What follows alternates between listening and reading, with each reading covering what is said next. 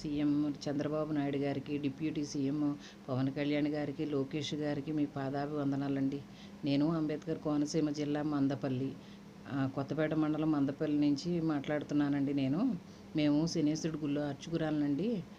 మేము నా భర్త 2009లోనే మిస్ అయిపోయారండి. నాకు 2 ఆడబిడ్డలండి. నేను గుడి చేసుకుంటూ 2 ఆడబిడ్డలని జీవనం సాగిస్తూ ఉండగా నాకున్న ఆస్తుల మీద ఊళ్ళో పెద్ద మనుషులు సిద్ధంశెట్టి వీరవెంకట సత్యనారాయణ, ధనాల రామకృష్ణ గారు కన్నేసి ఆ నానా ఇబ్బందులకు గురి చేస్తూ ఆ ఆస్తిపాస్తులన్నీ లాక్కున్నారండి. నేను కష్టపడి కోర్టులో వేసుకుని పర్మనెంట్ ఇంజక్షన్ ఆర్డర్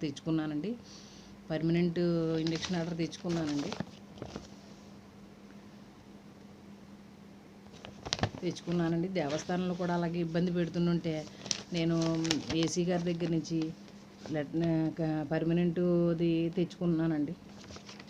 తెచ్చుకున్నానండి. నేను పర్మనెంట్గా ఉండేలాగా నేను ఆర్డర్ కాపీ తెచ్చుకున్నానండి. దేవస్థానం నుంచి, దేవాదాయ ధర్మాదాయ శాఖ నుంచి తెచ్చుకున్నానండి.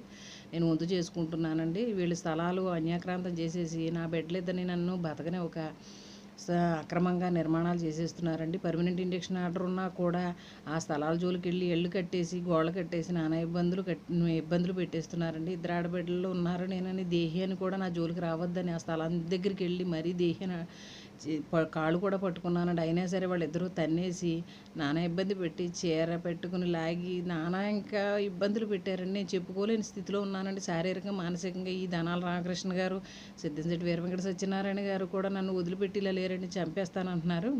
మా పాప చిన్న పాప ఉండగానే మాకు పాప మీద మైనర్ బాలికగా ఉన్నప్పుడే చాలా ఇబ్బందులు గురి చేశారండి. పోప్సో కేసు ఉంది ఆ పాపది. అయినా సరే ఆ కేసు కనుక కొట్టేయకపోతే మేము ముగ్గురిని చంపేస్తారని బెదిరిస్తున్నారండి. నా ఆస్తిపాస్తులన్నీ అన్యాక్రాంతం చేసేసారండి. నేను ఒంటరి ఆడపిల్లని.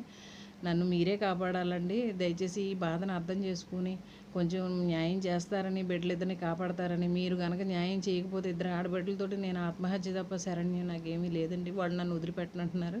ఇంటికి కూడా వచ్చేస్తున్నారండి. ఇద్దరు ఇంటికి వచ్చేసి కొట్టడం, తిట్టడం, నానా బాధలు పెట్టేస్తున్నారు. అసలు బ్రాహ్మణులను కూడా ఒక విధానం లేదండి. బ్రాహ్మణులు లేదండి, అసలు చూడటం లేదండి. వాళ్ళు అసలు బ్రాహ్మణులు మా జోలికి రాకూడదని కూడా లేదండి. అసలు దయచేసి దీని మీద మా బిడ్డల్ని నన్ను కాపాడి మమ్మల్ని రక్షించండి.